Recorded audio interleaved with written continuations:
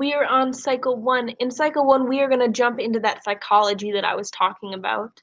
And these are the possible responses that Max had to his father. So as we read this, I want you to think about which response Max was using in our last chapter. Follow along as we read. Flight, fight, or freeze, responses to trauma. It is a beautiful sunny day and you are taking a walk in the park. Suddenly an angry bear appears in your path. Do you stay and fight or do you turn and run away? These are known as fight or flight responses. Those are in bold, so I'm going to make a note of that. Fight or flight responses. And we know that in class we would circle that because that's a key word. In situations like these, your body's nervous system activates. Adrenaline flows, your heart beats faster, blood flows to your muscles, and digestion slows down. I know we just learned about this in gym with extreme sports, when adrenaline comes in and suddenly you can do anything. All these unconscious responses are meant to give your body increased strength and speed in anticipation of running or fighting. But what happens next? You see the threat of something you could potentially defeat. Your body activates the fight response. The hormones released by your nervous system, especially adrenaline, prepare you to do battle and hopefully vanquish or destroy, defeat the danger. On the other hand, if you view the threat as too powerful to overcome, your impulse or the feeling that you get is to outrun it. The faster, the better. This is the flight response. So we know that fight response is to stay and fight it, face it head on. The flight response is to run away. This is the flight response, and the hormones released by your body give you that boost of energy to help you escape. When, in the face of danger, would you want to freeze? The freeze response is a reaction to a situation in which you believe you can neither defeat the threat attacking nor safely escape from it. So you would freeze if you don't think you can run away and you don't think you can fight it.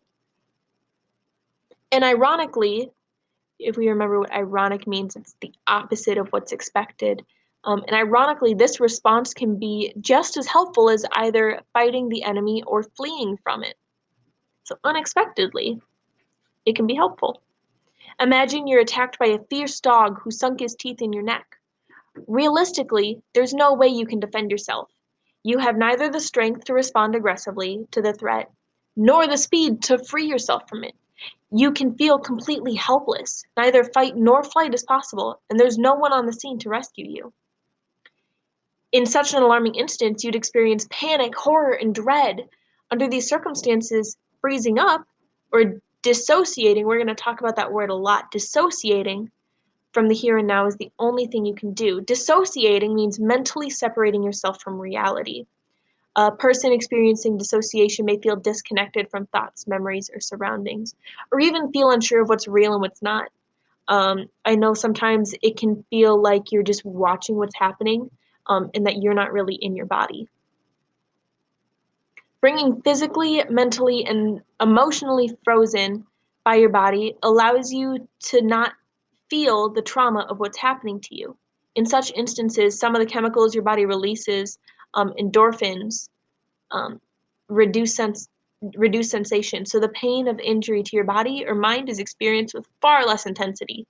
If you can't make the threat disappear, you're much better off disappearing yourself by blocking out what's too scary to take in. So in its own way, the freeze response to trauma is something that's deeply distressing or disturbing, is as effective as the fight or flight response. So we just learned about 3 different responses that are possible. I want you to look back in your article. When might a person experience the freeze response instead of fight or flight responses? And then why might that be a good thing in these situations? I want you to include evidence from this article. Pause the video and answer that question. And now we're going to decide what response Max is using in this excerpt. Is he fighting, flighting, so running away, fighting the what's at him, or is he freezing? Is he kind of taking a step back from his body and not really letting anything affect him? The thing is, once on the TV, this dude hypnotized a lobster. Maybe you saw it. He touched the lobster and it freezes. There's a key word there. It can't move.